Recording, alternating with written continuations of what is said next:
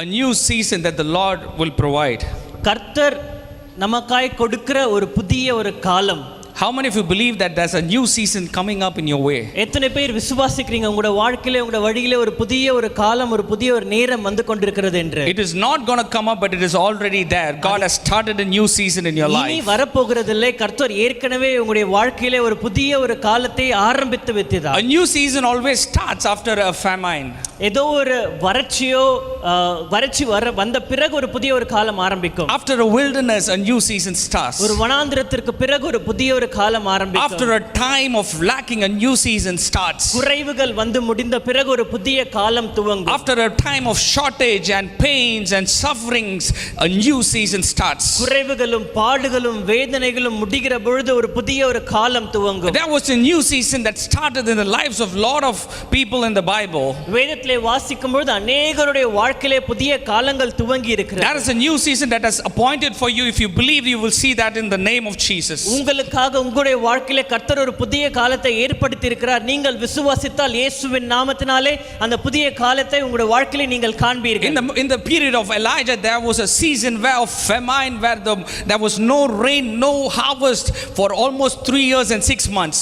எலியாவின் நாட்களிலே ஏறக்குறைய 3 ஆண்டுகள் 6 மாதங்களாய் ஒரு மழையும் இல்லாமல் வறட்சி அதிகமாய் பரவி கொண்டிருந்தது இஸ்ரவேல் தேசத்திலே. People were suffering and they were expecting a change in their life. ஜனங்கள் வேதனைப்பட்டு பாடுபட்டு தங்களுடைய வாழ்க்கையிலே ஒரு மாற்றம் வருமா என்று எதிர்பார்த்து கொண்டிருந்தார்கள். There was no supply of food, there was no supply, there was no freedom, there was nothing that was available. அவர்களுக்கு ஆகாரம் இல்லை, அவர்களுக்கு எதுவுமே கிடைக்கவில்லை, ஒன்றுமே இல்லாத ஒரு நிலையிலே அந்த நாட்களிலே அவர்கள் வாழ்ந்து கொண்டிருந்தார்கள். It was very similar season like how we went through last year and so. கடந்த ஆண்டும் இந்த ஆண்டும் இந்த ஊரடங்கு காலங்களிலே நாம் எப்படிப்பட்ட ஒரு அவஸ்தையை நாம் அனுபவித்தோமோ அதே போன்றுதான் அந்த நாட்களிலே இஸ்ரவேல் ஜனங்கள் அனுபவித்தார்கள். But there's a verse in the Bible in the book of James 5th chapter 18 towards the Bible says where Elijah said again the heaven gave rain and earth brought its fruit back. யாக்கோபு 5ஆம் அதிகாரம் 17ஆம் வசனத்திலே நீங்கள் வாசிக்கும் பொழுது எலியா ஜெபித்த பொழுது திரும்பவும் வானங்கள் திறக்கப்பட்டு மழை பொழிந்து பூமியானது தன் கனிகளை கொடுத்தது என்று கர்த்தருடைய வார்த்தை சொல்லுகிறது. In 18th verse as he prophesied God is going to bring back the rain and he is going to bring back the fruits that we have lost for many years. 18ஆம் வசனத்திலே எலியா ஜெபித்து தீர்க்கதரிசனமாய் சொன்ன ஒரு வார்த்தை, நாம் இத்தனை ஆண்டுகளா இழந்து தவித்த அந்த மழையை கர்த்தர் திரும்ப கொடுத்து இந்த பூமியானது திரும்பவும் முளைப்பித்து நமக்கு கனிகளை கொடுக்கும். How many of you believe there's a new season that is starting in your life? எத்தனை பேர் விசுவாசிக்கிறீங்க உங்களுடைய வாழ்க்கையிலே ஒரு புதிய காலம் துவங்குகிறது? If there was a new season in the life of Isaac, ஈசாக்கின் வாழ்க்கையிலே ஒரு புதிய ஒரு காலம் தோன்றினது. in the period of Isaac there was a great famine in that land. ஈசாக்கின் நாட்களிலே பார்க்கும் பொழுது அந்த தேசத்திலே ஒரு பெரிய பஞ்சம் உண்டாயிருந்தது. There was famine everywhere. சுற்றிலும் எல்லா இடங்களிலும் பஞ்சம். There was famine in and around the city and the places. அவன் வாழ்ந்த இடத்தை சுற்றிலும் அந்த தேசம் முழுவதிலும் ஒரு பெரிய ஒரு பஞ்சம் ஏற்பட்டது. There was lacking everywhere. சுற்றிலும் பஞ்சம். But Isaac made a decision. I'm not going to keep sitting and keep seeing my situation and keep blabbering what others keep talking that everything is over. நான் இப்படியே என்னை சுற்றி இருக்கிற நிலையை கண்டு கொண்டு மற்றவர்கள் எப்படி புலம்பிக் கொண்டிருக்கிறார்களோ அதே விதமா எனக்கு ஒன்றுமே இல்லை என்று சொல்லி நான் புலம்பிக் கொண்டிருக்க போகிறதில்லை என்று ஈசாக்கு தீர்மானித்தார். He took the seeds. அவன் விதையை எடுத்தான். He planted one by one. ஒவ்வொரு விதையா ஈசாக்கு விதைத்தான். He planted one by one. ஒன்றின் பின் ஒன்றாக ஈசாக்கு விதைத்தான். It is not easy to plant during a season of famine. வறட்சியின் காலத்திலே வறண்டு போன அந்த நிலத்திலே விதைப்பது என்பது கடினமான ஒரு காரியம். But he dug that land, made it fertile and started planting one by one. ஆனாலும் கூட அந்த வறண்டு போன நிலத்திலே அவன் ஏறி விழுந்து அவன் விதையை விதைத்தான். Isaac didn't know how the water will come. எப்படி தண்ணீர் வரும் என்று ஈசாக்கு தெரியவில்லை. Because there was no rain in that land. ஏனென்றால் அந்த நாட்களிலே மழை இல்லை. If you're going to plant a seed without water, it is foolish to plant a seed without water. மழை இல்லாமல் தண்ணீர் இல்லாமல் வறண்ட நிலத்திலே ஒரு விதையை விதைப்பது முட்டாள்தனம். See, that is what I want to say, that this month and this weeks and this year is going to be a year of supernatural supply in the lives of people who are going to move forward. ஆகவேதான் இந்த நேரம், இந்த நாட்கள், இந்த வருடம், இந்த காலம் நம்முடைய வாழ்க்கையிலே ஒரு இயற்கைக்கு அப்பாற்பட்ட ஒரு அற்புதமாய் நடக்க போகிறது என்பதை நான் சொல்லுகிறேன். See, you can clearly see how God intervenes in the lives of Isaac. இப்பொழுது நீங்கள் பார்க்கும்போது எப்படி தேவன் ஈசாக்குடைய வாழ்க்கையில இடைப்படுகிறார் என்பதை நம்மால் பார்க்க முடியும். He takes the seed. அவன் விதையை எடுக்கிறான். He fertiles the land. அந்த நிலத்தை பழுது. There is no rain. There is அங்கே no மழை rain. இல்லை. There is no water. தண்ணீர் இல்லை. The Lord would have watched him. கர்த்தர் பார்த்திருப்பார். He would have watched him. கர்த்தர் பார்த்திருப்பார். Everyone are sleeping inside the houses, but this guy goes and fertiles the land and starts sowing the seed. எல்லாரும் தங்களை சுற்றி இருக்கிற நிலையை சூழ்நிலையை பார்த்து வீட்டிலேயே முடங்கி தூங்கி கொண்டிருக்கிறார்கள். ஆனால் இந்த மனிதனோ எழுந்து போய் விதை விதைத்துக் கொண்டிருக்கிறான். And he sees. கர்த்தர் பார்க்கிறார். God knows he needs water for that harvest. அந்த விதைக்கு தண்ணீர் தேவை என்று கர்த்தர் தெரிந்தது. Have you ever thought that how did that harvest come into the lives of Isaac? ஈசாக்குடைய வாழ்க்கையில எப்படி அந்த பலன் அந்த விளைவு வந்தது என்பதை நீங்கள் யோசித்து பார்த்திருக்கிறீர்களா? That is what is the topic of my message today. அதுதான் இன்றைய செய்தியுடைய தலைப்பு. It is a supernatural supply. ஒரு இயற்கைக்கு அப்பாற்பட்ட தேவைகள் சந்திக்கப்படுகிற ஒரு காலம். It didn't rain. மழை இல்லை. It didn't rain. மழை இல்லை. There was no land or water in the land. அந்த இடத்தை சுற்றிலும் தண்ணீர் இல்லை. There is no water in the well. அந்த கிணற்றிலே தண்ணீர் இல்லை. There is no water in any places around that land. அந்த தேசத்தை சுற்றிலும் எங்கேயும் தண்ணீர் இல்லை. But do you know something what happened? ஆனால் நடந்தது என்ன தெரியுமா? Where Isaac laid the seeds, the Bible scholars say the water was getting supplied under the soil for his land. வேத பண்டிதர்கள் சொல்லுகிறார்கள் ஈசாக்கு விதை விதைத்த அந்த இடத்திலே விதைகள் எங்கே இருந்ததோ அங்கே பூமிக்கு அடியிலிருந்து தண்ணீர் பாய்ந்து வந்து அந்த விதைக்கான ஒரு நீராய் இருந்தது. There was no water in the land which is next door. பக்கத்திலே இருந்த நிலத்திலே தண்ணீர் இல்லை. There is no water in the land which is next to the left hand side of Isaac's land. ஈசாக்கு நிலத்திற்கு இடது பக்கத்திலே இருக்கிற நிலத்திலே தண்ணீர் இல்லை. But how come the water started flowing under the land of Isaac? ஆனால் ஈசாக்குடைய நிலத்தின் அடியிலே மாத்திரம் எப்படி தண்ணீர் வந்தது? Because the Lord intervenes in the life of people who take efforts and who starts planting the seeds. ஏனென்றால் தீர்மானித்து தங்களுடைய வாழ்க்கையிலே முயற்சி செய்கிற ஜனங்களுடைய வாழ்க்கையிலே கர்த்தர் இப்படிப்பட்டதான இயற்கைக்கு அப்பாற்பட்ட தேவைகளை சந்திக்கிற ஒரு காரியத்தை செய்வார். God is going to supply all your needs in this month. இந்த மாதத்திலே கர்த்தர் உங்கள் தேவைகள் எல்லாவற்றையும் சந்திக்க It போகிறார். is going to be a supernatural supply. இயற்கைக்கு அப்பாற்பட்ட விதத்திலே தேவைகள் சந்திக்கப்பட The போகிறது. seeds that was planted without water started sprouting out and it became a huge harvest in the life of Isaac. தண்ணீர் இல்லாமல் வறண்ட நிலத்திலே விதைக்கப்பட்ட விதையானது முளைத்து பலனை கொடுத்தது. It gave 100-fold results. 100 மடங்கு பலனை I கொடுத்தது. tell you in the name of Jesus, if you're going to plant your seed trusting him, you will find the water for your seeds. ஆனால் நான் விசுவாசிக்கிறேன் கர்த்தரை நம்பி அவரை நம்பி நீங்கள் உங்கள் விதையை விதைப்பீர்களானால் இயற்கைக்கு அப்பாற்பட்ட விதத்திலே உங்கள் விதைக்கு தேவையான நீரை கர்த்தரே உங்களுக்காக ஏற்படுத்தி கொடுப்பார். How many of you say that we are going to raise up and plant our seeds? எத்தனை பேர் சொல்லுகிறீர்கள் நாங்கள் எழுந்து எங்கள் விதையை நாங்கள் விதைப்போம்? It's a new season. இது ஒரு புதிய It's a காலம். new beginning. இது ஒரு புதிய The ஆரம்பம். famine is over. பஞ்ச காலம் இதோடு கூட முடிந்தது. The drought is over. வறட்சி முடிந்தது. The scarcity is over. குறைவுகள் முடிந்தது. The pains are over. வேதனைகள் முடிந்தது. Those who change the mindset that God has kept a new season in my life will surely see it in their கர்த்தர் life. எனக்காய் புதிய காலத்தை ஏற்படுத்தியிருக்கிறார் என்று விசுவாசித்து தீர்மானித்து முயற்சி செய்பவர்களுடைய வாழ்க்கையிலே ஒரு புதிய அற்புதத்தை நீங்கள் பார்க்க The போகிறீர்கள். famine was not over in the life of Isaac and the country. ஈசாக்குடைய நாட்களில் அந்த தேசத்திலே பஞ்சம் முடியவில்லை. But in the Bible it says in the book of Genesis 26 chapter 12, 13th and 14th verse. ஈசாக்கு அந்த தேசத்திலே விதை விதைத்தான். கர்த்தர் அவனை ஆசீர்வதித்தினால் அந்த வருஷத்தில் 100 மடங்கு பலனடைந்தான். அவன் ஐஸ்வர்யவானாகி வர வர விருத்தி அடைந்து மகா பெரியவனானான். And the 14th verse says, அவனுக்கு ஆட்டு மந்தையும் மாட்டு மந்தையும் அநேக பணிவிடைக்காரரும் இருந்தபடியினாலே பெலிஸ்தர் அவன் பேரில் பொறாமை கொண்டு. see, the Philistines became jealous of Isaac. ஈசாக்கை பார்த்து பெலிஸ்தியர்கள் பொறாமை கொண்டார்கள். When God decides to bless you, கர்த்தர் உங்களை ஆசீர்வதிக்க தீர்மானித்தார். people around will start feeling jealous about you. உங்களை சுற்றி இருக்கிறவர்கள் உங்களை பார்த்து பொறாமை Because you are not going to be prosperous in a little way. ஏனென்றால் நீங்கள் ஏதோ சிறிய விதத்திலே நீங்கள் விருத்தி அடைய போகிறதில்லை. He prospered and continued to prosper. அவன் வர வர விருத்தி அடைந்து கொண்டே That is இருந்தான். how God blesses a person. அப்படியாக தான் கர்த்தர் ஒரு மனிதனை He ஆசீர்வதிப்பார். doesn't stop with a little level of blessings. கொஞ்ச ஆசீர்வாதத்தோடு கூட கர்த்தர் நிறுத்துகிறவர் அல்ல. It grew to the level that the people in the country started seeing Isaac, and they started seeing the blessings in his life, and they started feeling jealous about him. ஈசாக்கு வர வர விருத்தி அடைந்து அவன் மகா பெரியவனானான். அவன் வளர்ந்த விதத்தை பார்த்து அந்த தேசத்தில் இருந்தவர்கள் பொறாமை கொள்ளத்தக்கதாய் கர்த்தர் ஈசாக்கை ஆசீர்வதித்தார். That is how God wants to see you and me in this world. அப்படியாக தான் இந்த உலகத்திலே உங்களையும் என்னையும் கர்த்தர் பார்க்க விரும்புகிறார். If you have to live in poverty, how can you show that our God is a God of blessing? He is a God of Abraham, Isaac and Jacob. நீங்கள் இந்த உலகத்திலே தரித்திரத்திலே தொடர்ந்து வாழ்ந்து கொண்டிருந்தால் எப்படி இந்த உலகத்திற்கு உங்களால் காட்ட முடியும் என் தேவன் ஐஸ்வர்யத்தின் தேவன், என் தேவன் ஆசீர்வாதத்தின் தேவன், என் தேவன் ஆபிரகாம், ஈசாக்கு, யாக்கோபின் தேவன் என்று?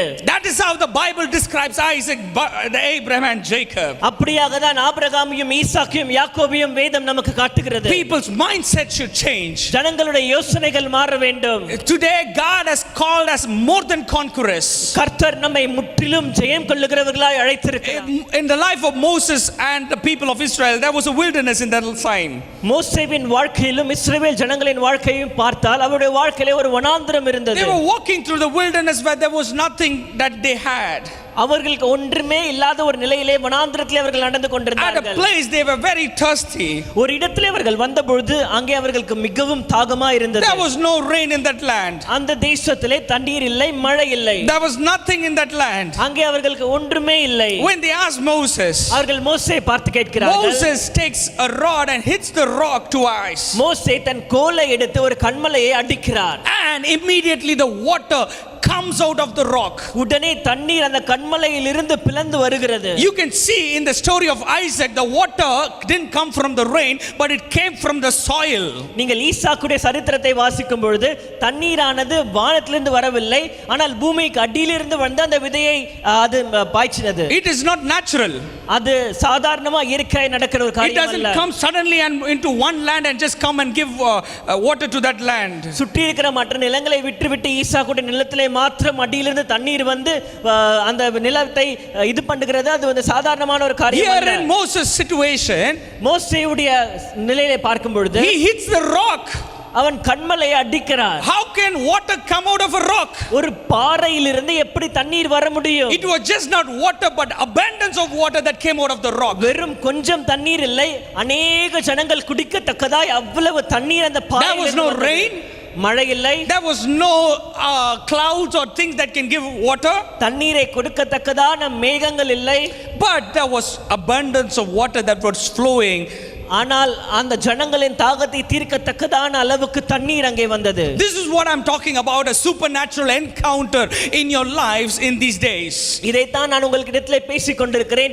இப்படிப்பட்ட இந்த காலத்திலே ஒரு இயற்கைக்கு அப்பாற்பட்ட சந்திப்பு உங்களுடைய வாழ்க்கையிலே வரப்போகிறது. There is going to be a new way in which God is going to bless you. உங்களை கர்த்தர் ஆசீர்வதிக்கிற ஒரு புதிய வழியை நீங்கள் காண்பீர்கள். You might think you can be blessed only through this way. நீங்கள் நினைக்கலாம் இந்த விதத்திலே தான் நமக்கு ஆசீர்வாதம் வரும் என்று. No, if you are a person who trusts in God, நீங்கள் கர்த்தரை நம்புகிற ஒரு மனிதனானால் God can bring water from under the soil that is not fertile. விளைச்சலுக்கு ஏற்பு இல்லாத ஒரு நிலத்திலிருந்து பூமியின் அடியிலிருந்து கர்த்தரால் தண்ணீர் கொண்டு வர முடியும். God can bring water from a rock. ஒரு பாறையிலிருந்து கர்த்தரால் தண்ணீர் கொண்டு வர முடியும். But do you know what Jesus said? ஆனால் இயேசு என்ன சொன்னார் தெரியுமா? He said in the book of John 7th chapter 30th verse, in the water he speaks living water, it will not come out of a soil nor of a rock, but it comes from within you. அவர் சொல்லுகிறார், ஜீவ தண்ணீரானது நிலத்திலிருந்து அல்ல, பாறையிலிருந்து அல்ல, ஜீவ தண்ணீரானது உங்களுக்குள்ளிருந்து வரும் என்று. It is going to start from within you. உங்களுக்குள்ளிருந்து அந்த ஜீவ தண்ணீர் For ஓடும். Isaac it started from under the soil. ஈசாக்கிற்கு பூமியின் அடியிலிருந்து அந்த தண்ணீர் வந்தது. For Moses it started from the rock. மோசேவுக்கு பாறையிலிருந்து வந்தது. For you the blessing is going to start from within you. ஆனால் உங்களுக்கோ உங்களுடைய ஆசீர்வாதம் உங்களுக்குள்ளே இருந்து பாய போகிறது. The efforts that you take, God is going to bless it. நீங்கள் எடுக்கிற முயற்சிகளை கர்த்தர் ஆசீர்வதிப்பார். The steps that you're going to take, God is going to measure it and bless you. நீங்கள் எடுக்கிற ஒவ்வொரு அடியையும் கர்த்தர் அளவிட்டு அதை பொறுத்து அது உங்களை ஆசீர்வதிப்பார். There's a beautiful verse in the Bible in the book of Proverbs 17th chapter 24th verse. ஞானம் புத்திமானுக்கு முன்பாக இருக்கும், மூடனுடைய கண்களோ பூமியின் கடையாந்தரங்களில் செல்லும். Let me tell who is a fool. யார் மூடன் என்று உங்களுக்கு நான் சொல்லுகிறேன். The Bible describes a person who sees what he does not have is a fool. தன்னிடத்திலே இல்லாத ஒன்றை யோசித்து தேடுகிறவனை தான் வேதம் மூடன் என்று சொல்லுகிறது. A person who sees, he tells, oh, they have that, they have this, they have a good house, they have a background, they have a contact, they have an influence, they have a studies. They are called fools because they see what they don't have. தங்களிடத்தில் இல்லாதவற்றை, அவர்களிடத்திலே car இருக்கிறது, அவர்களிடத்திலே வீடு இருக்கிறது, அவர்களுக்கு படிப்பு இருக்கிறது, இவர்களுக்கு background இருக்கிறது, இவர்களை தெரியும் என்று மற்றவர்களை பார்த்து தன்னிடத்தில் இல்லாததை சொல்லிக் கொண்டிருக்கிறவனை தான் வேதம் மூடன் என்று சொல்லுகிறது. Today many people behave like this. இன்றைக்கு அநேகர் அப்படிதான் நடந்து கொண்டிருக்கிறார்கள். They see to the ends of the earth. பூமியின் கடையாந்தரங்களை நோக்குகிறார்கள். They see there. அவர்கள் ஏதோ ஒரு இடத்திலே பார்க்கிறார்கள். They see their neighbor. அவருடைய அயலகத்தாரை பார்க்கிறார்கள். They see the other person who is blessed. ஆசீர்வதிக்கப்பட்ட மற்றவர்களை பார்க்கிறார்கள். But they fail to see what God has given in their life. ஆனால் தங்களுடைய வாழ்க்கையிலே கர்த்தர் என்ன கொடுத்திருக்கிறார் என்பதை பார்க்க அவர்கள் மறக்கிறார்கள். A wise person, wisdom helps you to see what is with you, what is within your reach. உங்களுக்குள்ளே என்ன இருக்கிறது, உங்களிடத்தில் என்ன இருக்கிறது என்பதை ஞானம் உங்களுக்கு காட்டும். Today I believe the Lord is talking to someone out here. இங்கே யாரோ ஒரு இடத்திலே கர்த்தர் பேசிக் கொண்டிருக்கிறார் என்று நான் ஆழமாய் விசுவாசிக்கிறேன். Don't keep comparing to that place, that person, this person. See what given in your life, what God has given in your hand, what God has given within you. அங்கே இங்கே அவர்கள் இவர்கள் என்று யாரோடும் கூட எதுவோடும் கூட உங்களை நீங்கள் ஒப்பிட்டு பார்க்க வேண்டாம். கர்த்தர் உங்களுக்கு என்ன கொடுத்திருக்கிறார், உங்களுடைய கரங்களிலே என்ன கொடுத்திருக்கிறார் என்பதை நீங்கள் ஆராய்ந்து பார்க்க வேண்டும். Only from what you have the living water can start. உங்கள் உள்ளத்திலிருந்து, உங்களுக்குள்ளே இருந்து உங்களிடத்தில் என்ன இருக்கிறதோ அதிலிருந்து தான் ஜீவ தண்ணீர் புறப்படும். Hallelujah. Hallelujah. Hallelujah. Hallelujah. The Bible says in 2 Corinthians 9th chapter 10th was the விதை விதைக்கிறவனிடத்திலே தான் விதை அவர் கொடுக்கிறார். He never gives a seed to those who don't seed. So விதைக்காதவர்களிடத்திலே கர்த்தர் விதையை கொடுக்கிறதில்லை. many people, they don't want to sow, அநேகருக்கு விதைக்க விருப்பம் இல்லை. but they want prosperity. ஆனால் அவர்களுக்கு செழிப்பு வேண்டும், They want ஆசீர்வாதம் blessing. வேண்டும். அவர்களுக்கு ஆசீர்வாதம் வேண்டும். They are lazy people, sitting always, அவர்கள் சோம்பேறிகள், எப்பொழுதுமே உட்கார்ந்து கொண்டிருப்பார்கள், sleeping always, எப்பொழுதும் தூங்கிக் கொண்டிருப்பார்கள், doing nothing always, ஒன்றுமே செய்ய மாட்டார்கள், watching TV always. எந்நேரமும் But தொலைக்காட்சி tell God, பார்த்துக் bless me. ஆனால் ஆண்டவரே என்னை ஆசீர்வதியும். How can God bless you when you don't sow the seed that God has given you? கர்த்தர் உங்களுடைய கரங்களிலே கொடுத்திருக்கிற விதையை நீங்கள் விதைக்காமல் எப்படி கர்த்தர் உங்களை ஆசீர்வதிப்பார்? Here you can clearly find the Bible says he provides the seed only to the sower. என்றால் வேதம் தெளிவாக சொல்லுகிறது, விதைக்கிறவனுக்கு தான் கர்த்தர் விதையை கொடுக்கிறார். If you want God to bless you in this month, இந்த புதிய மாதத்திலே, வருகிற மாதத்திலே கர்த்தர் உங்களை ஆசீர்வதிக்க வேண்டுமானால் don't be lazy. நீங்கள் சோம்பேறியா இருக்க கூடாது. Don't keep telling excuse. நீங்கள் சாக்கு போக்குகளை சொல்லிக் Don't keep கொண்டிருக்க seeing வேண்டாம். lazy people around you and keep giving lame excuse. நீங்கள் உங்களை சுற்றி இருக்கிற சோம்பேறிகளை பார்த்து நீங்களும் அப்படியே இருந்து கொண்டு சாக்கு போக்குகளை சொல்லிக் கொண்டிருக்க Tell வேண்டாம். God, Lord, look at my life. I am ready to sow and go forward. Give me the seeds to plant. நீங்க கர்த்தரை பார்த்து சொல்லுங்க, ஆண்டவரே நான் முன்னேறி செல்ல விரும்புகிறேன், நான் முயற்சி செய்ய விரும்புகிறேன், எனக்கு நீர் விதையை கொடும், நான் விதைக்கிறேன் என்று சொல்லுங்க. How many of you ready to sow in this season? எத்தனை பேர் இந்த புதிய காலத்திலே விதைக்க ஆயத்தமா நல்ல இருக்கிறீர்கள்? கைகளை உயர்த்தி ஆமென் சொல்லுவோமா? ஆமென். Always remember, God gives a seed only to the sower. எப்பொழுதுமே நினைவில் வைத்துக் கொள்ளுங்கள், விதைக்கிறவனிடத்திலே தான் கர்த்தர் விதையை And the கொடுப்பார். verse, the same verse says, he multiplies the seed that he sows. அதே வசனத்திலே வாசிக்கும் பொழுது கர்த்தர் சொல்லுகிறார், விதைக்கிறவனோட விதை அவர் பெருக பண்ணுகிறார்.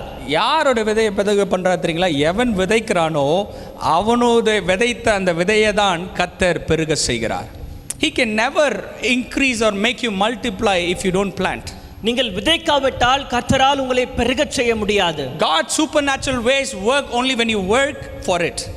இயற்கைக்கு அப்பாற்பட்ட அற்புதங்கள் நடக்கும் எப்பொழுதென்றால் நீங்கள் அதற்காய் முயற்சி எடுக்கும் பொழுதுதான். Isaac was not sleeping in his house and telling God bless me. ஈசாக்கு தன்னுடைய வீட்டிலே உறங்கிக் கொண்ட ஆண்டவரே என்னை ஆசீர்வதியும் என்று சொல்லவில்லை. Moses was not sleeping in his room and saying God provide me water. மோசே வீட்டிலேயே தூங்கிக் கொண்டு கர்த்தாவே எங்கள் தண்ணீரை தாரும் என்று சொல்லவில்லை. Jesus our Lord himself said it will start from within you. You have to do something. ஆண்டவராகிய இயேசுவே சொல்லுகிறார், அது உன் உள்ளத்திலிருந்து அந்த ஜீவ தண்ணீர் புறப்படும் என்று. That's another verse it says, one who sows generously reaps generously. இன்னொரு வசனம் சொல்லுகிறது பெருக விதைக்கிறவன் பெருக அறுப்பான். It not only applies to the spiritual sense, but it also applies to our worldly professional lives. ஆவிக்குரிய விதத்திலே மாத்திரமல்ல உலக பிரகாரமான பொருளாதார விதத்திலேயும் இந்த வசனம் பொருந்தும். If you start sowing generously, நீங்கள் பெருக விதைக்கிறவர்களானால் you will see prosperity generously. நீங்கள் பெருக அறுப்பீர்கள். You will see harvest generously. நீங்கள் பெரிய ஒரு விளைச்சலை பார்ப்பீர்கள். You will see your family sitting in high places generously. உங்களுடைய குடும்பங்கள் பெரிய ஸ்தானத்திலே உட்காருகிறதை நீங்கள் You will காண்பீர்கள். see that you will stand before king generously. ராஜாக்களுக்கு முன்பாக நீங்கள் நிற்கிறதை நீங்கள் காண்பீர்கள். How many of you believe that in this new season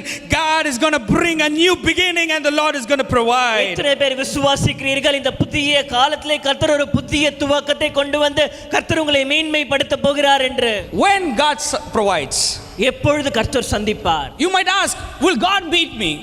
கர்த்தர் என்னை சந்திப்பாரா என்று நீங்கள் கேட்கலாம். You can have a question, can God provide for me? உங்களுக்குள்ளே ஒரு கேள்வி இருக்கலாம், கர்த்தரின் தேவைகளை சந்திப்பாரா? These are the three conditions under which God will meet you.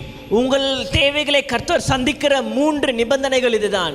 நிலைமைகள் இதுதான். When you go through these levels, இந்த மூன்று நிலைகளை நீங்கள் கடந்து போகும் பொழுது, in any of this one, definitely God will meet you. இந்த மூன்று நிலையிலே ஏதோ ஒரு நிலையிலே கர்த்தர் உங்களை நிச்சயமாய் The சந்திப்பார். first thing, the Lord provides when we have little or nothing. நம்மிடத்திலே கொஞ்சமோ அல்லது ஒன்றுமே இல்லாத அந்த நிலையிலே கர்த்தர் நம்மை சந்திப்பார். You can have a lot of examples from the Bible. வேதத்திலிருந்து அநேக உதாரணங்களை நம்மால் பார்க்க The முடியும். widow who had only a jar of oil, ஒரே ஒரு பாத்திரத்தில் எண்ணெய் வைத்துக் கொண்டிருந்த அந்த விதவை, or the 5 loaves and 2 fishes. அல்லது 5 அப்பமும் 2 மீன்களும் பார்க்கலாம். You know that God can provide when there is nothing. ஒன்றுமே இல்லாத ஒரு நேரத்திலே கர்த்தரால் அந்த தேவையை சந்திக்க முடியும் என்பதை நம்மால் பார்க்க முடியும். Today you might be sitting in your house and listening to this message. இன்றைக்கு உங்களுடைய வீட்டிலே உட்கார்ந்து கொண்டு இந்த செய்தியை நீங்கள் You could கேட்டுக்கொண்டிருக்கலாம். have something that is very little and you might have a question, how will I come out of the situation? நீங்கள் உங்களுடைய வீட்டிலே உட்கார்ந்து கொண்டு நீங்கள் யோசித்துக் கொண்டிருக்கலாம், இடத்திலே கொஞ்சம் தான் இருக்கிறது, ஆனால் இந்த நிலையிலிருந்து இந்த சூழ்நிலையிலிருந்து நான் எப்படி வெளியே வருவேன் என்று சொல்லி. There was only 5 loaves of bread and 2 fishes. 5 அப்பமும் 2 மீன்களும் தான் இருந்தது. But you know what happened? ஆனால் நடந்தது என்ன தெரியுமா? The Lord made that increase. ஆனால் அதை அந்த கொஞ்சத்தை கர்த்தர் பெருக செய்தார். In the life of Zarephath, God made the little jar of oil to increase. சாரிபாத் விதவையின் வாழ்க்கையை பார்க்கும்போது கொஞ்சம் எண்ணெயை கர்த்தர் பெருக செய்தார். What do you have in your hand today? இன்றைக்கு உங்களுடைய கரங்களிலே என்ன இருக்கிறதோ Start with that. அதிலிருந்து நீங்கள் ஆரம்பிங்க. No one can say that I don't have anything. யாருமே சொல்ல முடியாது என்னிடத்திலே ஒன்றுமே இல்லை என்று. God has given you some skill. கர்த்தர் உங்களிடத்திலே ஏதோ ஒரு திறமையை கொடுத்திருக்கிறார். God would have given you some talent. உங்களிடத்திலே ஏதோ ஒரு திறமையை Or God could கொடுத்திருப்பார். have given you little money. உங்களிடத்திலே கொஞ்சம் பணத்தை கர்த்தர் God could கொடுத்திருக்கலாம். have given you education. கர்த்தருக்கு உங்களுக்கு ஒரு படிப்பை God could கொடுத்திருக்கலாம். have given you talents and influence and contacts. உங்களுக்கு தெரிந்த நபர்களோ அல்லது உங்களுக்கு ஒரு படிப்பையோ அல்லது ஒரு திறமையோ கர்த்தர் God கொடுத்திருக்கலாம். could have given you experiences. கர்த்தர் உங்களுக்கு அனுபவங்களை God could கொடுத்திருக்கலாம். have given you a profession. கர்த்தர் உங்களுக்கு ஒரு வேலையை கொடுத்திருக்கலாம். Dear saints of God, I tell you, take and use it. God will bless you in that. கர்த்தருடைய பரிசுத்தவான்களே, உங்களுக்கு இன்றைக்கு நான் சொல்லுகிறேன், கர்த்தர் உங்களுடைய கரத்திலே என்ன கொடுத்திருக்கிறாரோ அதை எடுத்து நீங்கள் பயன்படுத்துங்கள். அதிலிருந்து கர்த்தர் உங்களை The ஆசீர்வதிப்பார். second condition where God meets a person, situation where கர்த்தர் ஒரு நபரையோ அல்லது ஒரு சூழ்நிலையோ சந்திக்கிற ஒரு இடம், இரண்டாவது இடம் when என்னவென்றால், a person is weak. ஒரு மனிதன் பலவீனமா Once இருக்கும்போது, Peter went to fishing. பேதுரு மீன் பிடிக்க சென்றார். He fished all night.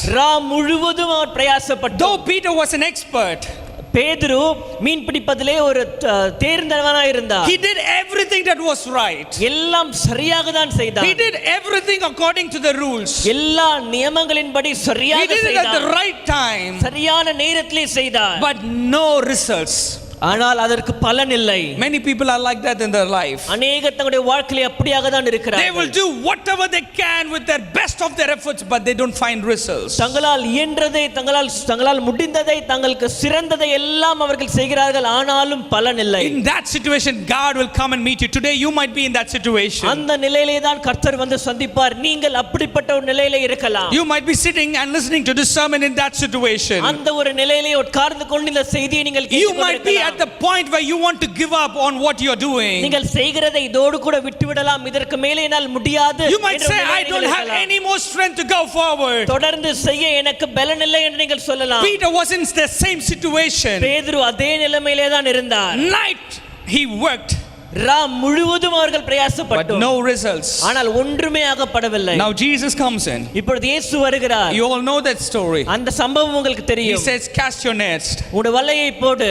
And as soon as he casted, according to the word, the ship or the boat in which Peter traveled began to sink with fullness of blessings. கர்த்தருடைய வார்த்தையின்படியே பேதுரு வலையை போட்ட உடனே பேதுரு இருந்த அந்த படகு மூழ்கத்தக்கதாக அமிழத்தக்கதாக மீன்கள் அந்த படகு முழுவதும் நிரம்பி இருந்தது. Do you know no fisherman will go for fishing in daytime? உங்களுக்கு தெரியுமா, பகலிலே எந்த மீனவனும் மீன் பிடிக்க செல்ல மாட்டான். Because fish will not come to the surface of the water. என்றால் பகல் நேரத்திலே மீன் அந்த தண்ணீரின் மேல் தடத்திற்கு வராது. Only that's why they all go in the night time. ஆகவேதான் இரவு நேரங்களிலே மீன் பிடிக்க But செல்வார்கள். God asked them to put when it is a COVID season. ஒரு கொரோனா காலத்திலே கர்த்தர் வலையை போட சொல்லுகிறார். It is a season of famine. வறட்சியான ஒரு காலம். There is no way that you can be blessed. நீங்கள் ஆசீர்வதிப்பதற்கான ஒரு சூழ்நிலையும் இல்லை. But do you know a secret in that story? ஆனால் அந்த சம்பவத்தின் ரகசியம் உங்களுக்கு தெரியுமா? Which Peter knew. பேதுருவுக்கு தெரிந்தது. That is why he went and fell at the legs of Jesus. ஆகவேதான் பேதுரு போய் ஆண்டவரின் கால்களிலே விழுந்தார். Not because he saw the abundance of fish. அந்த மீன்கள் நிரம்பி வழிந்ததை பார்த்ததினால் அல்ல. People think because he saw the abundance of fish, Peter went and fell in the feet of Jesus. ஜனங்கள் நினைக்கிறார்கள் படகு நிரம்பத்தக்கதாய் மீன் பிடித்ததினாலே அந்த அற்புதத்தினாலே பேதுரு போய் ஆண்டவருடைய கால்களில் விழுந்தான் என்று. That can also be a reason. அதுவும் ஒரு காரணமாக இருக்கலாம். But the priority, the main reason, you know what happened? ஆனால் முதன்மையான காரணம் என்ன தெரியுமா? Peter fished all night. பேதுரு ராம் முழுவதும் மீன் பிடித்தான். In a particular place. ஒரு குறிக்கப்பட்ட இடத்திலே. And he found அவன் கண்டுபிடித்தான் there is no fish in that area. அந்த இடத்திலே சுற்றிலும் மீன்களே இல்லை என்று. And God asked him to go to the same place. ஆண்டவரோ அதே இடத்திற்கு போக சொல்லுகிறார். And asked him to throw the net. அதே இடத்திலே தான் வலையை வீச சொல்லுகிறார். Peter knew there is no fish in that area. பேதுருக்கு நன்றாக தெரியும் அந்த இடத்திலே மீன் இல்லை. How did the fish come there? எங்கிருந்து அந்த மீன் வந்தது? You know what brought the fish there? மீன்களை அங்கே கொண்டு வந்தது எது தெரியுமா? It is a place without the fish, but the word of God brought the fish there. அங்கே மீன்களே இல்லை என்று பேதுருவுக்கு தெரிந்திருந்தும் அந்த இடத்திலே வலை போட்டபொழுது மீன்கள் வந்தது ஏன் தெரியுமா? கர்த்தருடைய வார்த்தை அந்த இடத்திலே மீன்களை பிறப்பித்தது. God's word can create things that is not available. இல்லாத இடத்திலே கர்த்தருடைய வார்த்தை காரியங்களை உருவாக்க முடியும். That is why Peter was shocked, amazed to see how did the fish come here. I know there is no fish here. ஆகவேதான் பேதுரு ஆச்சரியப்பட்டார். எனக்கு நன்றாக தெரியும் ரா முழுவதும் இங்கே இருந்தேன், இந்த இடத்திலே மீன்கள் இல்லை என்று எனக்கு தெரிந்தும் இப்பொழுது இங்கே மீன்கள் வந்தது. Fishermen can understand easily where there can be a fish, where fishes are available. ஏனால் மீன் பிடிக்கிறவர்கள் நல்லாக தெரியும் எங்கே மீன் இருக்கும், எங்கே மீன்கள் வரும் என்று. When he decided to obey and believe the word of God and go forward, the word that Jesus spoke brought the fish. கர்த்தருடைய வார்த்தை கீழ்ப்படிந்து கர்த்தருடைய வார்த்தையின்படியே செய்ய அவன் தன் முதல் அடி எடுத்து வைத்த பொழுது மீன்கள் இல்லாத இடத்திலே அங்கே மீன்கள் உருவாக்கப்பட்டது. There cannot be any chance of you being healed. நீங்கள் சுகமாக்கப்படுவதற்கு எந்த ஒரு வாய்ப்பும் இல்லாமல் But I tell you in the name of Jesus, there is a healing that the Lord has put in your body right now. ஆனால் இன்றைக்கு இயேசுவின் நாமத்தினாலே நான் சொல்லுகிறேன், உங்களுடைய சரீரத்திலே கர்த்தர் ஒரு சுகத்தை வைத்திருக்கிறார். There is no reason and no possibility for your debts to change. உங்களுடைய கடன்கள் மாறுவதற்கான எந்த ஒரு வாய்ப்பும் வழியும் சூழ்நிலையும் இல்லாமல் இருக்கலாம். But by his word, ஆனால் அவருடைய வார்த்தையின்படி you will see the situation change. சூழ்நிலைகள் மாறுகிறதை நீங்கள் காண்பீர்கள். The third situation where God intervenes and provides. கர்த்தர் சந்திக்கிற மூன்றாவது நிலை, when all the doors are closed. எல்லா கதவுகளும் மூடப்பட்ட நிலை. Today you might be sitting in a place where all the doors are closed. உங்களுடைய எல்லா கதவுகளும் அடைக்கப்பட்டிருக்கிற ஒரு நிலையிலே நீங்கள் உட்கார்ந்து கொண்டிருக்கலாம். I tell you in the name of Jesus, இயேசுவின் நாமத்திலே நான் சொல்லுகிறேன், God is going to open a new way to supply your needs. உங்களுடைய எல்லா தேவைகளையும் சந்திப்பதற்கு கர்த்தர் ஒரு புதிய வழியை, ஒரு புதிய வாசலை திறக்க போகிறார். When the people of Israel was there in the wilderness, they wanted to eat quails. இஸ்ரவேல் ஜனங்கள் வனாந்திரத்திலே இருந்தபொழுது அவர்களுக்கு இறைச்சி சாப்பிட வேண்டும், காடை சாப்பிட வேண்டும் என்ற ஒரு ஆசை வந்தது. There was no possibility. அங்கே அதற்கான வாய்ப்பே இல்லை. But the Bible says God sent a strong wind of ஆனால் அந்த கர்த்தருடைய வார்த்தை சொல்லுற கர்த்தர் ஒரு கீழ்காற்றை அனுப்பினார். That is nothing but the wind of the Holy Spirit. அது வேற எதுவுமே இல்லாத பரிசுத்த ஆவியானவரின் காற்று. When the wind came and blew, அந்த கீழ்காற்று வீசின பொழுது everything that was found, every quail that was found, wherever it was, it came and fell on the land. எங்கெங்கே சுற்றிலும் காடைகள் இருந்ததோ எல்லா காடைகளையும் அந்த கீழ்காற்றானது சேகரித்து கொண்டு வந்து இஸ்ரவேல் ஜனங்கள் இருந்த அந்த இடத்திலே குவித்தது. There was not one, ஒன்றல்ல, there was not thousands, ஆயிரங்கள் there அல்ல, was not 10,000. 10,000 அல்ல. The Bible says there was no more place on the land for the birds to fall.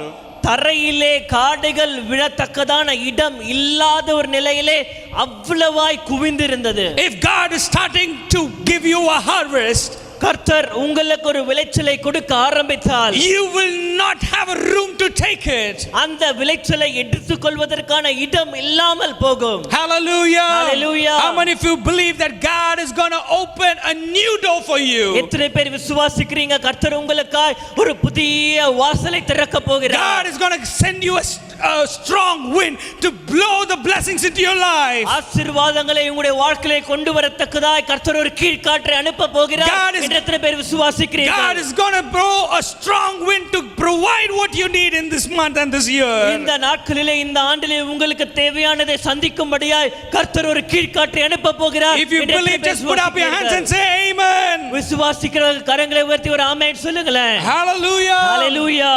God provides. கர்த்தர் சந்திக்கிறார். I will just tell you, many people do not know how God provides. அநேகருக்கு தெரியாது எப்படி கர்த்தர் சந்திப்பார் என்று. God provides to 3 different ways. கர்த்தர் 3 நிலைகளிலே சந்திப்பார். Everything that you have and that you will receive, it will only come from one source. உங்களுக்கு வரப்போகிற ஆசீர்வாதங்கள் நீங்கள் பெறப்போகிற ஆசீர்வாதங்கள் எல்லாம் ஒரே ஒரு இடத்திலிருந்து தான் வரும். It is from the hand of the Lord. அது கர்த்தருடைய கரத்திலிருந்து மாத்திரமே வரும். God is your source. நீங்கள் புரிந்து கொள்ள வேண்டும் கர்த்தரே உங்களுடைய மூலதனமாக இருக்கிறார். When you start holding on to the people who are blessing you, உங்களை ஆசீர்வதிக்கிற ஜனங்களை நீங்கள் பிடித்துக் கொண்டிருந்தால் your source will stop. உங்களுடைய ஆசீர்வாதங்கள் வருகிற மூலதனமான அதை நிறுத்திவிடும். Many people cannot find blessing in the life of their family because they forget God is their source. அநேக தங்களுடைய குடும்பங்களில் ஆசீர்வாதங்களை பார்க்க முடியவில்லை ஏனென்றால் அவர்கள் கர்த்தர் தான் ஆசீர்வாதத்தின் தலையானவர் என்பதை மறந்து விடுகிறார்கள். God provides through 3 different ways. 3 வித்தியாசமான முறைகளிலே கர்த்தர் உங்களுடைய தேவைகளை சந்திப்பார். God provides through your efforts and through your hands. முதலாவதாக உங்களுடைய முயற்சிகளினாலே உங்களுடைய கரங்களினாலே கர்த்தர் தேவைகளை சந்திப்பார். Second, God provides through the hands of men around you. இரண்டாவதாக உங்களை சுற்றி இருக்கிற ஜனங்களுடைய கரங்களினாலே உங்களை ஆசீர்வதிப்பார். God provides the blessing through the hand of your enemies or people against you. மூன்றாவதாக உங்களுடைய சத்துருக்கள் அல்லது உங்களை எதிர்த்து நிற்கிறவர்கள் மூலமாய் கர்த்தர் உங்களை சந்திப்பார். You can go and read in the Bible every portion that you can find. நீங்கள் வேதத்திலே போய் இதை குறித்து கண்டுபிடிக்கிற எல்லா பகுதிகளையும் வாசித்து பாருங்கள். You can find God blessing people through these 3 ways. இந்த 3 விதத்திலே தான் கர்த்தர் ஏறக்குறைய எல்லா நேரங்களிலும் இந்த 3 விதத்திலே தான் கர்த்தர் ஆசீர்வதித்திருக்கிறார். I have already spoken about how God blesses you through your hands. உங்களுடைய கரங்களினாலே எப்படி கர்த்தர் ஆசீர்வதிப்பார் என்பதை நான் ஏற்கனவே சொல்லிவிட்டேன். And second, I'm going to talk to you about how God blesses through the hands of men around you. இரண்டாவதாக உங்களை சுற்றி இருக்கிற மனிதர்கள் மூலமா எப்படி கர்த்தர் உங்களை ஆசீர்வதிப்பார் என்று நான் சொல்ல விரும்புகிறேன். God sent Jacob to the land of Egypt. கர்த்தர் யாக்கோபை எகிப்து தேசத்துக்கு அனுப்புகிறார். The Bible says, வேதம் சொல்லுகிறது, in the book of Genesis, ஆதியாகம புத்தகத்திலே வாசிக்கும் பொழுது 45th chapter 7th and 8th verse, 45ஆம் அதிகாரம் 7ஆம் 8ஆம் வசனம், பூமியிலே உங்கள் வம்சம் ஒழியாமல் இருக்க உங்களை ஆதரிக்கிறதற்காகவும் பெரிய ரட்சிப்பினால் உங்களை உயிரோடே காப்பதற்காகவும் தேவன் என்னை உங்களுக்கு முன்னமே அனுப்பினார். ஆதலால் நீங்கள் அல்ல, தேவனே என்னை இவ்விடத்துக்கு அனுப்பி என்னை பார்வோனுக்கு தகப்பனாகவும் அவர் குடும்பம் அனைத்திற்கும் கர்த்தனாகவும் எகிப்து தேசம் முழுதுக்கும் அதிபதியாகவும் வைத்தார். God, here you can find what Joseph tells about God. இங்கே யோசேப்பு தேவனை குறித்து யாக்கோபிடத்திலே சொல்லுகிறதை பார்க்க முடியும். Joseph tells, யோசேப்பு சொல்லுகிறான், it is not you who brought me here, நீங்கள் என்னை இங்கே கொண்டு வரவில்லை, but God sent me here. ஆனால் தேவன் என்னை இங்கே அனுப்பினார். That's a beautiful thing that we can learn from that, but I don't want to get deep into it. இதிலே ஒரு அழகான ஒரு காரியத்தை உங்களால் கற்றுக்கொள்ள முடியும். See, the brothers throw him into the pit. சகோதரர்கள் யோசேப்பை குழியிலே போடுகிறார்கள். They thought it was them who threw Joseph into the pit. அந்த சகோதரர்கள் நினைக்கிறார்கள் நாங்கள் தான் யோசேப்பை குழியிலே போட்டோம் But it என்று. took so many years for Joseph to understand it was not them who sent Joseph to Egypt, but it was God who sent him. அநேக ஆண்டுகள் கழித்து தான் யோசேப்பு புரிந்து கொள்ளுகிறார் தன்னுடைய சகோதரர்கள் தன்னை எகிப்துக்கு அனுப்பவில்லை, தேவனே அவரை எகிப்துக்கு அனுப்பினார் என்று. But according to people around him, it means they threw Joseph into the pit. That is why he landed up in Egypt. No. It was God's plan. So God sent him in advance through a different way. சுற்றி இருக்கிறவர்கள் நினைக்கலாம் அல்லது சகோதரர்களோடு நினைக்கலாம் நாம் யோசேப்பை குழியில போட்டதினால் தான் யோசேப்பு எகிப்திற்கு போனான் என்று. இல்லை, கர்த்தர் ஏற்கனவே இதை தீர்மானித்து கர்த்தர் தான் யோசேப்பை எகிப்துக்கு கொண்டு சென்றார். Why does God send Joseph in advance? ஏன் கர்த்தர் யோசேப்பை முன்னமே எகிப்துக்கு கொண்டு சென்றார்? Because God decided to provide for the people, for his people. தன்னுடைய ஜனங்களை சந்திக்கும்படியாக கர்த்தர் யோசேப்பை முன்னமே எகிப்திற்கு கொண்டு சென்றார். Many people God would have kept many people in our way to provide for our needs. நம்முடைய தேவைகளை சந்திப்பதற்காக நம்முடைய வாழ்க்கையிலே கர்த்தர் அநேகரை வைத்திருக்கலாம். But understand, ஆனால் நீங்கள் புரிந்து கொள்ள வேண்டும், God is using that person to bless you. அந்த நபரை கொண்டு கர்த்தர் உங்களை ஆசீர்வதிக்கிறார். But it is God who is blessing you. ஆனால் கர்த்தர் தான் உங்களை ஆசீர்வதிப்பது. How many of you believe that? எத்தனை பேர் அதை விசுவாசிக்கிறீர்கள்? I'll tell you an example that you all know. உங்களுக்கு எல்லாம் தெரிந்த ஒரு உதாரணத்தை சொல்லுகிறேன். When the 5 loaves of bread and 2 fishes when it was passed from the hands of Jesus. 5 அப்பமும் 2 மீன்களும் ஆண்டவராகிய இயேசுவின் கரங்களிலிருந்து கொண்டு செல்லப்பட்ட பொழுது, take this to your life. இதை உங்களுடைய வாழ்க்கையில எடுத்துக் கொள்ளுங்கள். The disciples are carrying it to the people. சீஷர்கள் அந்த 5 அப்பங்களையும் 2 மீன்களையும் ஜனங்களிடத்தை கொண்டு செல்கிறார்கள். People thought it is disciples who are giving them the money. ஜனங்கள் நினைத்தார்கள் சீஷர்கள் தான் நமக்கு இதை கொடுக்கிறார்கள் என்று. That is, the disciples are the one who are giving them my work or my blessings or my food. என்னுடைய ஆசீர்வாதத்தையோ என்னுடைய ஆகாரத்தையோ எனக்கான சம்பளத்தையோ ஜனங்கள் தான் கொடுக்கிறார்கள் என்று ஜனங்கள் நினைத்திருக்கலாம். But they forgot to see what was happening behind the scene. ஆனால் அதற்கு முன்பாக திரைக்கு பின்னாக நடந்தது என்ன என்பதை ஜனங்கள் பார்க்கவில்லை. It came into the hands of people through the hands of disciples. ஜனங்களுடைய கரங்களிலே சீஷர்கள் மூலமாய் வந்தது. But who gave it to the hands of disciples? It came from the hand of Jesus. சீஷர்களுடைய கரங்களுக்கு அது எப்படி வந்தது?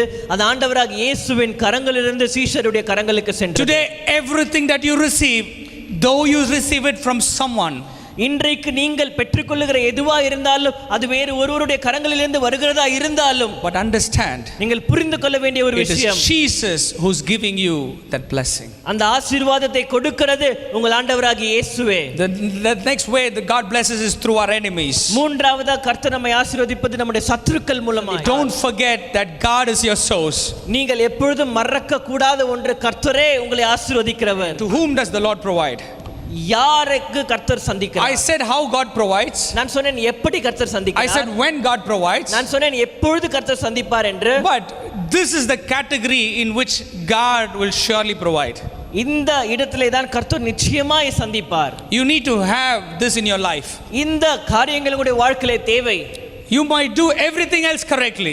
நீங்கள் எல்லாமே சரியாய் செய்யலாம். But if you lack here, இந்த காரியங்களில் நீங்கள் குறைவுபட்டால், there will not be the provisions of the Lord cannot be found in your life. கர்த்தருடைய சந்திப்பு உங்களுடைய வாழ்க்கையிலே காணப்படாது. The provisions, to whom does God provide? யாரை கர்த்தர் சந்திக்கிறார்? யாருடைய வாழ்க்கையில கர்த்தர் அவருடைய ஆசீர்வாதத்தை தருகிறார்?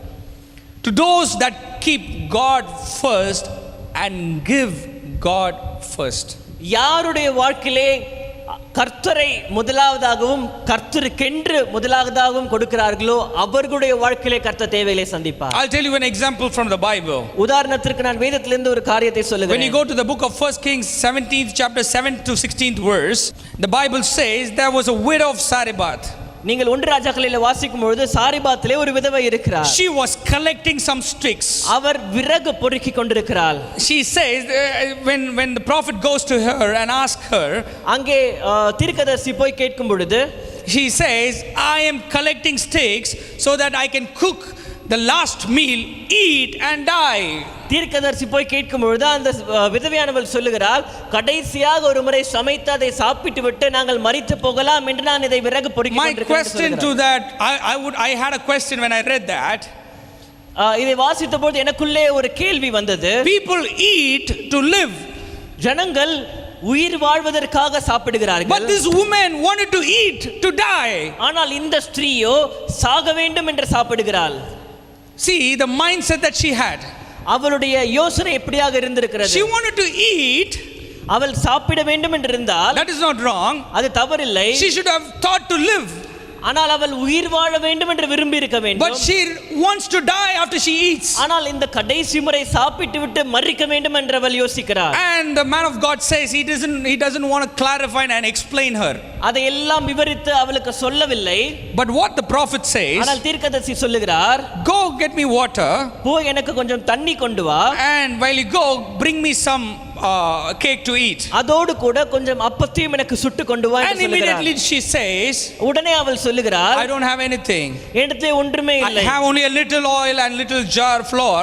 கொஞ்சம் எண்ணெயும் கலசத்திலே கொஞ்சம் எண்ணெயும் கொஞ்சம் மாவும் தான் But இருக்கிறது. you can see the secret that the Lord has hidden in this verse. ஆனால் இந்த வசனத்திலே ஒளிந்திருக்கிற ஒரு ரகசியத்தை உங்களால் பார்க்க He முடியும். says in verse 13th, 13ஆம் வசனத்திலே நீங்கள் வாசிக்கும் பொழுது 1 ராஜாக்கள் 17:13 வாசிக்கும் பொழுது, அப்பொழுது எலியா அவளை பார்த்து, பயப்படாதே, நீ போய் உன் வார்த்தையின்படியே ஆயத்தப்படுத்து, ஆனாலும் முதல்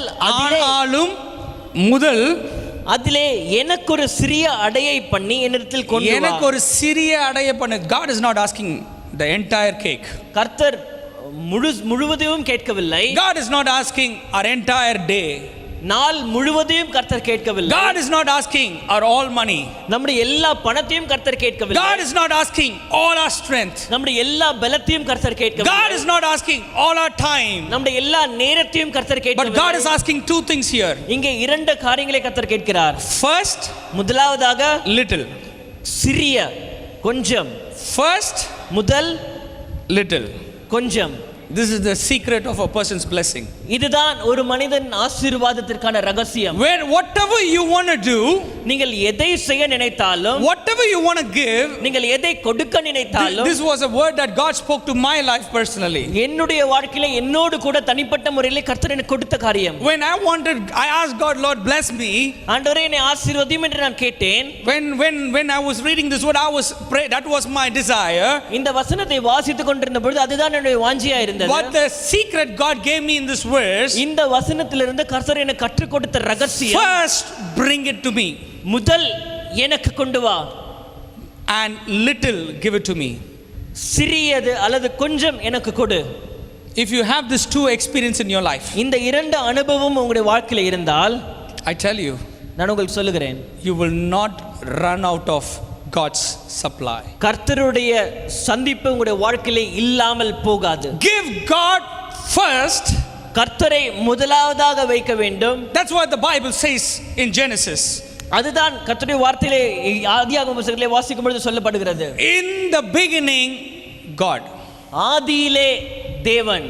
In the beginning of your job, God. உங்களுடைய வேலையின் துவக்கத்திலே தேவன். In the beginning of your day, God. உங்களுடைய நாளின் துவக்கத்திலே தேவன். In the beginning of your salary, God. உங்களுடைய சம்பளத்தின் துவக்கத்திலே தேவன். In the beginning of your work, God. உங்களுடைய வேலையின் துவக்கத்திலே தேவன். If you start practicing this in your life, இதை உங்களுடைய வாழ்க்கையிலே நீங்கள் அபியாசப்படுத்தினால், you will see the supply of God running in your life. உங்களுடைய வாழ்க்கையிலே தேவனுடைய சந்திப்பை நீங்கள் காண்பீர்கள். When you give what you have at the beginning and give the little that you have into God's hand, உங்களுடைய கரத்திலே இருக்கிற கொஞ்சத்தை நீங்கள் கர்த்தருக்கென்று கொடுக்கும் பொழுது, when this little boy gave what was enough for his small stomach, தனக்கு தன்னுடைய சிறிய வயிற்றுக்கு தேவையாய் கொண்டு வந்த அந்த சின்ன காரியத்தை அந்த சிறு பையன் கொடுத்த பொழுது, just 2 fish, 2 மீன்கள் தான், 5 loaves of bread, 5 அப்பம் தான், when he gave it to God, அதை கர்த்தருடைய கரத்திலே கொடுத்த பொழுது, that is where the miracle starts happening.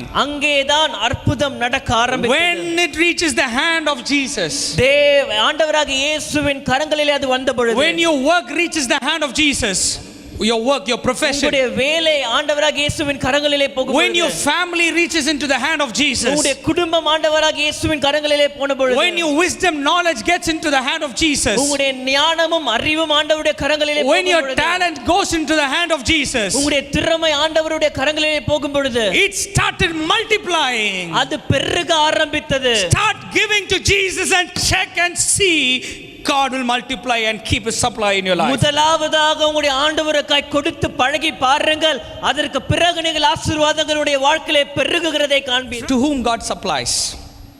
யாருக்கு கர்த்தர் தேவைகளை சந்திக்கிறார்? Why God was not able to provide? ஏன் கர்த்தரால் உங்கள் தேவைகளை சந்திக்க முடியவில்லை? Because you do not have an ability to manage. காரியங்களை மேற்பார்வையிட்டுக் கொள்ள உங்களுக்கான அந்த திறமை இல்லை. If you do not have an ability to manage, God will never bless you. பல காரியங்களை உங்களால் பொறுப்பெடுத்து செய்ய முடியாவிட்டால் கர்த்தரால் உங்களை ஆசீர்வதிக்க முடியாது. Manage it in a right way. சரியான விதத்திலே காரியங்களை செய்ய வேண்டும். Manage it so that it becomes a blessing. சரியான விதத்திலே செய்யும் பொழுது அது ஒரு ஆசீர்வாதமாய் You can ask, do you have a word from the Bible to prove this? இதை நிரூபிக்க வேதத்திலிருந்து வசனம் இருக்கிறதா என்று நீங்கள் Let's turn கேட்கலாம். to the book of Genesis, 2nd chapter, 4th and 5th verse. தேவனாகிய கர்த்தர் பூமியையும் வானத்தையும் உண்டாக்கின நாளிலே வானமும் பூமியும் சிருஷ்டிக்கப்பட்ட வரலாறு இவைகளே. நிலத்தினுடைய சகலவித செடிகளும் பூமியின் மேல் இன்னும் உண்டாகவில்லை. நிலத்தினுடைய சகல வித பூண்டுகளும் இன்னும் முளைக்கவில்லை. ஏனெனில் தேவனாகிய கர்த்தர் பூமியின் மேல் இன்னும் மழையை பெய்ய பண்ணவில்லை. நிலத்தை பண்படுத்த மனுஷனும் இருந்ததில்லை. You can find the reason why God didn't send the rain. ஏன் கர்த்தர் பூமியிலே மழையை அனுப்பவில்லை என்பதற்கான காரணத்தை இங்கே பார்க்க The முடியும். garden is ready. தோட்டம் ஆயத்தமா இருக்கிறது. Everything is created. எல்லாம் சிருஷ்டிக்கப்பட்டாகிவிட்டது. But it is empty. ஆனால் அது வெறுமையா இருக்கிறது. If there is emptiness in your life, உங்களுடைய வாழ்க்கையிலே வெறுமை இருந்தால், if there is emptiness in your profession, உங்களுடைய வேலையிலே வெறுமை இருந்தால், if there is emptiness in your personal life, உங்களுடைய தனிப்பட்ட வாழ்க்கையிலே வெறுமை இருந்தால், if there is emptiness in your financial life, உங்களுடைய பொருளாதார வாழ்க்கையிலே ஒரு வெறுமை இருந்தால், understand the reason why God didn't send the rain. ஏன் உங்களுடைய வாழ்க்கையிலே கர்த்தர் மழையை அனுப்பவில்லை என்பதற்கான காரணத்தை நீங்கள் புரிந்து கொள்ள God வேண்டும். does not send you the rain because you keep God first. நீங்கள் தேவனை முதலாவதாக வைத்ததினால கர்த்தர் மழை அனுப்ப God மாட்டார். does not give you the rain because you give God first. கர்த்தருக்காய் நீங்கள் முதலாவது கொடுப்பதினாலே கர்த்தர் உங்களுக்கு மழை அனுப்ப Those are மாட்டார். also the reasons. அது எல்லாம் ஒரு காரணம் But தான். why God does not send the rain? ஆனால் ஏன் Because கர்த்தர் மழை அனுப்பவில்லை? if He sends the rain, மழையை அனுப்பினால் He needs a person அங்கே ஒரு மனிதன் தேவை. to cut, to prune, to make it grow in a right way. அதை சரிப்படுத்தி பண்படுத்தி நல்ல விதத்திலே விளைச்சலை கொண்டு வரத்தக்கதான ஒரு மனிதன் அங்க தேவைப்படுகிறான். See what will happen? People will ask, why can't God just grow it like that? I'll tell you what will happen. சில பேர் இப்படியாக கேட்பார்கள், ஏன் அப்படியே கர்த்தர் முளைக்க செய்திருக்கலாமே? If God would have made it to grow, அதை அப்படியே கர்த்தர் முளைக்க செய்திருந்தால், what God intended to be a garden, ஒரு தோட்டமாய் இருக்க வேண்டும் என்று கர்த்தர் தீர்மானித்திருந்தது, it will become a forest. ஒரு காடாய் மாறி இருக்கும். If there was not a person who can take what it comes and use it in a right way for a right purpose, what comes would have split it and would have gone into waste and would have become a forest and useful for no one. விளைகிற அந்த ஒன்றை எடுத்து அதை வெட்டி அதை பயன்படுத்த ஒரு மனிதன் இல்லாவிட்டால் அந்த விளைகிறது வீணாக போயிருக்கும். That's what the Bible says. அதுதான் வேதம் சொல்லுகிறது. This is where you need to learn the secrets to come up in life. உங்களுடைய வாழ்க்கையிலே நீங்கள் முன்னேறுவதற்கு வளருவதற்கான ரகசியங்களை இதிலே தான் நீங்கள் புரிந்து கொள்ள வேண்டும். God does not send rain on everyone. எல்லார் மேலும் கர்த்தர் மழை அனுப்ப மாட்டார். This is what I asked God. இதை தான் நான் கேட்டேன். Lord, why are you not blessing me in my life? ஆண்டவரே, என்னுடைய வாழ்க்கையிலே என்னை ஏன் நீர் ஆசீர்வதிக்கிறதில்லை? God, or I can say I understood this way. நான் இப்படியாக நான் புரிந்து கொண்டேன். What are you doing with the money that I gave you? நான் உனக்காய் கொடுத்த பணத்தை வைத்து நீ என்ன செய்து கொண்டிருக்கிறாய்? You should have done this with it, but you are wasting it. நீ நான் கொடுத்த ஆசீர்வாதத்திலிருந்து அல்லது நான் கொடுத்த பணத்திலிருந்து நீ இதை செய்திருக்க வேண்டும், ஆனால் நீ வீணடித்துக் கொண்டிருக்கிறாய். When you're wasting what I gave you, நான் கொடுத்ததை நீ வீணாக்கி கொண்டிருக்கும் பொழுது, I don't want to spoil you. உன்னை நான் இன்னும் வீணடிக்க விரும்பவில்லை. I don't want to put you into a wrong place. உன்னை தவறான இடத்திலே நான் கொண்டு செல்ல All விரும்பவில்லை. that I do is I will stop the rain. நான் செய்வது என்னவென்றால் நான் மழையை நிறுத்தி விடுகிறேன். This is what God does. இதைதான் கர்த்தர் செய்வார். Only if a man is there to cut it, prune it and make it grow in a right way, God will open the doors of heaven and pour out the blessings into their life. ஒரு மனிதன் வெட்டி பண்படுத்தி அதை சரிப்படுத்தி அதன் கனியை அல்லது பலனை பயன்படுத்த ஒரு மனிதன் இருந்தால் மாத்திரமே மழை வந்து திரும்பவும் அது பெருகும். God does not give seeds into the hand of people who drop it on the roads. வழியிலே தரையிலே விதைகளை போடுகிறவருடைய கரங்களிலே கர்த்தர் விதையை கொடுக்க If there are மாட்டார். youngsters watching this, let me tell you a secret. வாலிபர்கள் இதை பார்த்து கொண்டிருந்தால் உங்களுக்கு ரகசியத்தை நான் God சொல்கிறேன். will not give you the seeds or blessings if you are throwing it on your luxuries. உங்களுடைய ஐஸ்வரியங்களுக்கு நீங்கள் உங்களுடைய பணத்தை செலவழித்துக் கொண்டிருந்தால் கர்த்தர் உங்களுக்கு திரும்ப கொடுக்க மாட்டார். If you are throwing it on sins, God will not provide you the money. பாவங்களுக்காக நீங்கள் உங்களுடைய ஆசீர்வாதத்தை செலவழித்தால் கர்த்தர் உங்களுக்கு கொடுக்க மாட்டார். If you go and throw it on waste things, God will stop the supply in your life. அவசியமில்லாத காரியங்களிலே நீங்கள் உங்கள் ஆசீர்வாதத்தை நீங்கள் போய் தூக்கி போட்டால் கர்த்தர் உங்கள் ஆசீர்வாதங்களை ஆசைகளுக்கு அல்ல, தேவைகளுக்கு யூஸ் பண்ண கர்த்தர் கொடுப்பார். ஆசைகளுக்கு யூஸ் பண்ண கர்த்தர் கொடுக்க மாட்டார். There is a difference between need and want. தேவைகளுக்கும் ஆசைகளுக்கும் ஒரு வித்தியாசம் உண்டு. I need only 3 meals of food a day. எனக்கு ஒரு நாளைக்கு 3 வேளை ஆகாரம் இருந்தால் போதும். God will give. கர்த்தர் கொடுப்பார். But if I buy 10 meals of food a day, ஆனால் ஒரு நாளைக்கு 10 வேளை நான் சாப்பிட்டால், I want to eat here, I want to eat there, that is a want. நான் இங்கே போய் சாப்பிட வேண்டும் அங்கே போய் சாப்பிட வேண்டும் என்று செய்தால் அது ஆசை. This is what the Bible says. If you are not faithful with the little, it doesn't mean being honest. It means if you are not using it in the right way with the little that God has given you, how can God trust you with a greater thing that God can give in your hands? ஆகவே தான் வேதம் சொல்லுகிறது கொஞ்சத்திலே நீங்கள் உண்மையா இருக்க வேண்டும் என்று சொல்லி, உண்மை என்றால் வெறும் நியாயமா இருப்பது மாத்திரமல்ல, கொடுத்த அந்த கொஞ்சத்திலே நீங்கள் சரியான விதத்திலே அதை பயன்படுத்த வேண்டும். அப்பொழுதுதான் கர்த்தர் உங்களை அநேகத்தின் மேலே அதிகாரியாக வைப்பார். God has not called you to take rest and rust in your life. நீங்கள் ஓய்வெடுத்துக் கொண்டு துருப்பிடித்துக் கொண்டிருக்க கர்த்தர் விரும்பவில்லை. God wants you to work and prosper in your life. நீங்கள் வேலை செய்து பெருக வேண்டும் என்று கர்த்தர் விரும்புகிறார். You need to manage what God has given in your life. கர்த்தர் உங்களுடைய கரத்திலே கொடுத்திருக்கிறது நீங்கள் சரியாய் பயன்படுத்த வேண்டும். The second thing that you need to do, நீங்கள் செய்ய வேண்டிய இரண்டாவது காரியம், you need to master your profession. உங்களுடைய வேலையிலே நீங்கள் தேர்ந்தவர்களாய் மாற வேண்டும். God can never use a person who does not master and keeps doing what he does every time. ஏதோ கொடுத்த காரியத்தை ஏதோ என்று செய்து கொண்டிருக்கிறவனை கர்த்தர் ஆசீர்வதிக்க மாட்டார். You need to work hard, study, ponder, work hard, study and grow and grow and grow so that God can watch your growth slowly. Jesus grew in his stature and in favor with men and God. நீங்கள் கர்த்தர் உங்களுடைய கரத்திலே கொடுத்திருக்கிற திறமையும் ஞானத்தையும் படிப்பையும் இன்னும் படித்து வேலை செய்து முயற்சித்து கர்த்தரின் கரத்திலே கொடுத்திருக்கிறதை நீங்கள் இன்னும் மேன்மைப்படுத்தி இன்னும் பெரிதாக்கி கொண்டிருக்க வேண்டும். கர்த்தர் ஞானத்திலும் தயவிலும் வளர்ந்தார் என்று கர்த்தர் You can never find God lifting up a lazy person in the Bible. வேதத்திலே எங்கே வாசித்தாலும் சோம்பேறியை கர்த்தர் உயர்த்தினதை You can never find any person who is lifted by God who didn't master what he was given. தன்னுடைய கரங்களிலே கொடுத்ததிலே அவன் தேராவிட்டால் கர்த்தர் ஆசீர்வதித்ததை உங்களால் பார்க்க முடியாது. Go into the life of Joseph. He mastered what God gave him. யோசேப்புடைய வாழ்க்கையை போய் பாருங்கள், தான் செய்ததிலே சிறந்தவனாய் இருந்தான். Look at the life of Daniel. He mastered what God gave him. தானியேல் வாழ்க்கையை பாருங்கள், கர்த்தர் கொடுத்த திறமையிலே அவன் சிறந்தவனாய் இருந்தான். Look at the life of Nehemiah. He mastered what God gave him. நெகேமியாவின் வாழ்க்கையை போய் பாருங்கள், கர்த்தர் கொடுத்ததை அவன் சிறந்தவனாய் இருந்தான். Look at the life of David. He mastered whatever was in his hand. தாவீதுடைய வாழ்க்கையை போய் பாருங்கள், கர்த்தர் தாவீதின் கரத்திலே கொடுத்ததிலே அவன் சிறந்தவனாய் இருந்தான். That is why when he stood before the Goliath, he was not fearing anything because he knows who he is.